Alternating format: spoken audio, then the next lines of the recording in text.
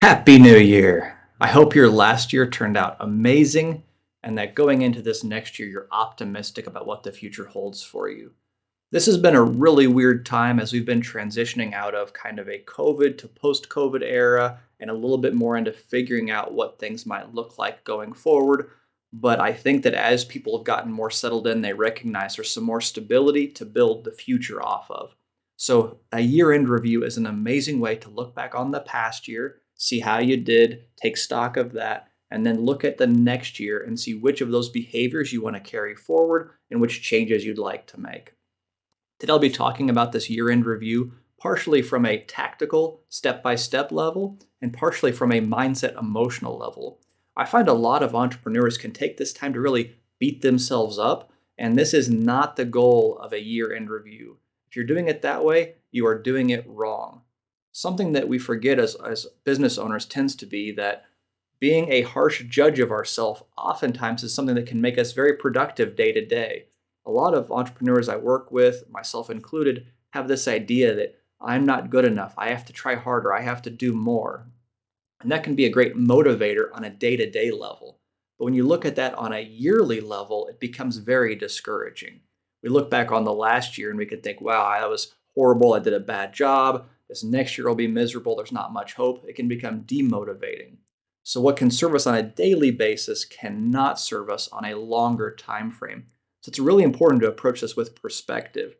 Also, I'd highly suggest as you move through business, that motivating force early on needs to be replaced with a new motivating force later. That negative voice will only carry you so far with motivation before it needs to be replaced with something positive. Otherwise, you're kind of in this emotional roller coaster. So, just kind of a little pin if you have been struggling with that, a good thing to focus on this next year is finding some more positivity. All right, so diving into a year-end review, there are two major things to look at a year-end review. One is how was the previous year? And then two, what changes do you want to make in the next year? Let's start with the previous year. So in order to even understand the previous year, you must have had clear goals. A lot of people work with fuzzy goals instead. So if you have fuzzy goals, that means you didn't really define clearly and specifically what it is you wanted to attain. An acronym used to define good goals tends to be SMART. The S stands for specific, the M is measurable, the A is attainable, the R is realistic, and then the T is timely. A SMART goal has a lot of clarity around it. I find a lot of entrepreneurs don't set a SMART goal. They set a goal that's a bit fuzzy. They say, I hope I grow my business.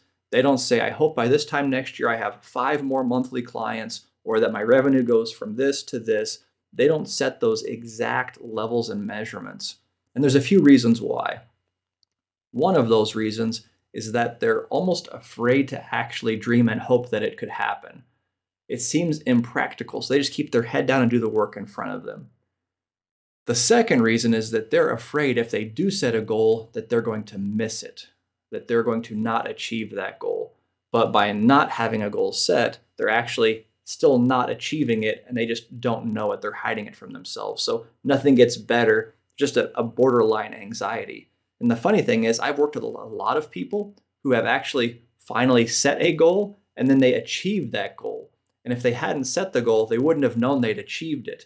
So I think about it like you're playing a basketball game. Your team is up by 30 points, but you don't know because you haven't seen the scoreboard.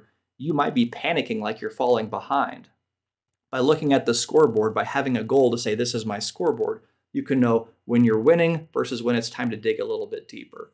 So being clear on your goals and having fuzzy goals is very, very important. The third reason I see people not make clear goals and stay in the fuzzy goal territory is because of this idea of having a big, hairy, audacious goal, the BHAG. I personally am not a fan of this approach whatsoever for small business owners and entrepreneurs. The idea is that you set a goal that's so big, so giant, so 10x whatever you dreamed would be possible that it motivates you to taking tons of action. I think that the right use case for this type of approach is for someone who's very conservative and smaller in their thinking, someone who doesn't normally take very many risks, that normally is very methodical inch by inch. In my experience, business owners have almost no overlap with that demographic. If you started your own business from scratch, you're probably digging deep, taking risks, making big swings, having big dreams already. So if I were to ask you to set a goal that's an even bigger dream apart from that, where you are to getting to there is going to be probably an impossible level of leap to make in a year time frame. So if you're a smaller kind of conservative minded where you're not taking many risks, that approach can kind of push you a bit past your comfort zone. But most entrepreneurs live nowhere near their comfort zone, and that much stretch is too far of a stretch. So people that have set a big, hairy, audacious goal and then they fail to achieve it, they tend to feel like a little bit like they touched the hot stove and got burned. And they say, "Oh, I don't set goals anymore because I don't achieve them and it just makes me sad." The purpose of having a goal is to make it something that you can achieve. It should be something achievable that you should almost be embarrassed if you don't achieve it. That should be a good baseline goal, something that is very, very achievable in a very clear way. You can set a stretch goal a little bit past that if you want to. You can use the big, hairy, audacious goal as a point to aim towards, a direction, but don't make that your big goal. Don't make your goal this year double my business unless you see a clear step by step pathway to actually do that. So those are reasons that we tend to have fuzzy goals. If you've been working with fuzzy goals, I'd strongly recommend looking at this next year, setting up some clearer goals, some explicitly stated goals. So now let's assume in this past year you had some clear goals.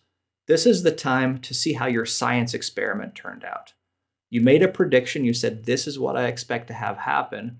I put in these specific inputs throughout the year. Was the result what I expected it to be?" Now, oftentimes the answer here is no. And this again is where people can get very, very discouraged.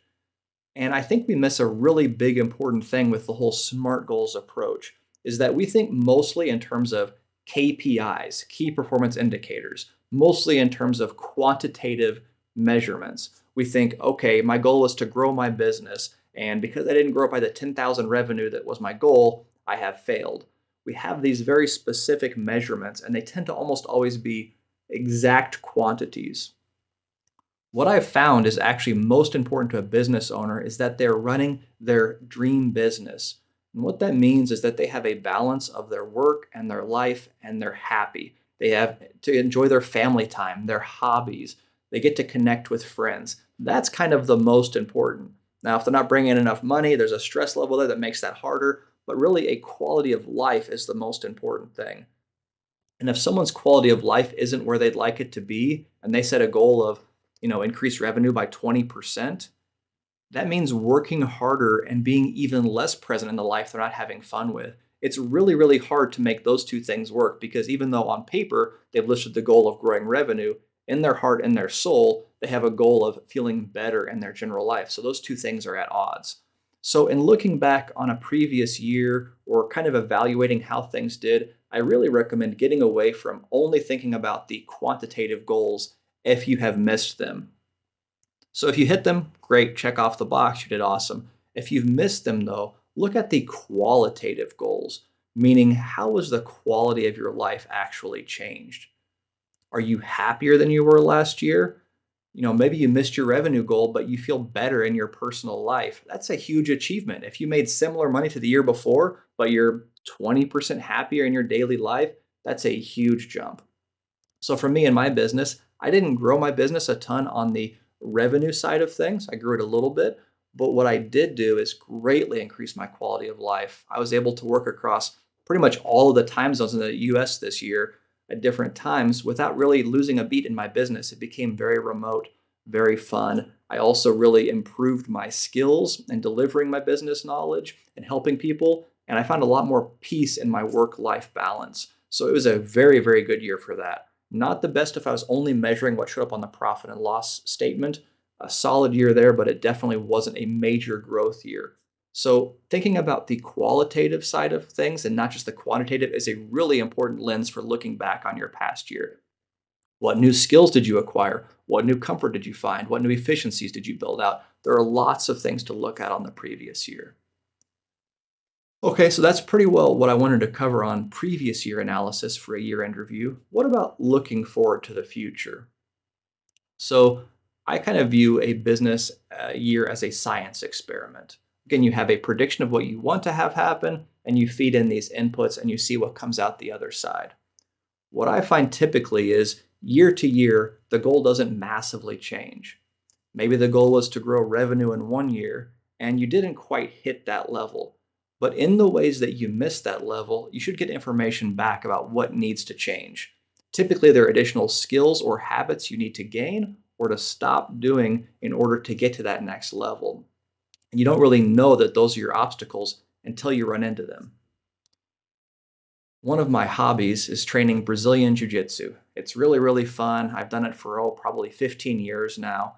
And early on, I would go to some competitions and compete, where basically you try to strangle somebody else. And it's a pretty intense competition feeling early on. It can be very nerve wracking. One of the really early lessons I learned is that whenever you go out there and compete, whether you win or you lose, you learn something. You take something back with you about, okay, I need to get better at this position, this situation, how to deal with this type of an opponent.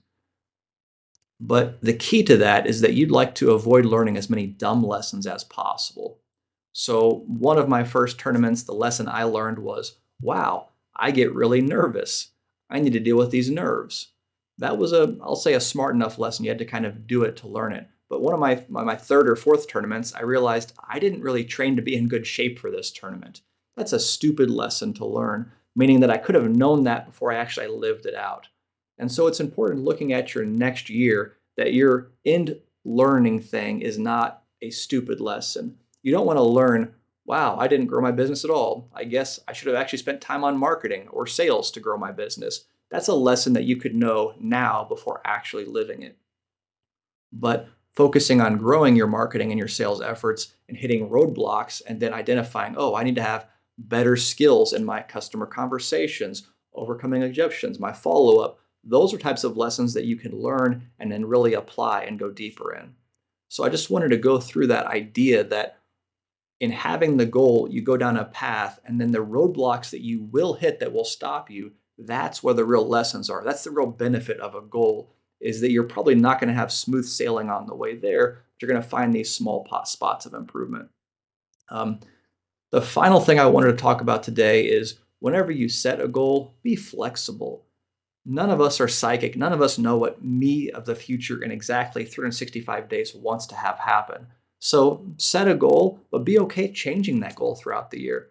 If you set a revenue growth goal and we're here in second quarter and you decide, you know what, that's not as important as work-life balance, be okay stepping back from that goal, readjusting it to make it work for you and your life. Now, if you're adjusting your goals every single week, you're kind of moving in a million directions with no focus. That's sort of more of a way to avoid doing the work. But most people, I find, having a goal and heading that direction is the best pathway. That flexibility allows you to set one now without putting too much pressure on it. Um, so I just wanted to go over a few of those ideas on year-end review. Again, I hope your last year was amazing, that you're hyped up for this upcoming year, and that you look on your last year with kind eyes and this next year with optimism, and you map out some of the actions to take, and best of luck to you. Thank you.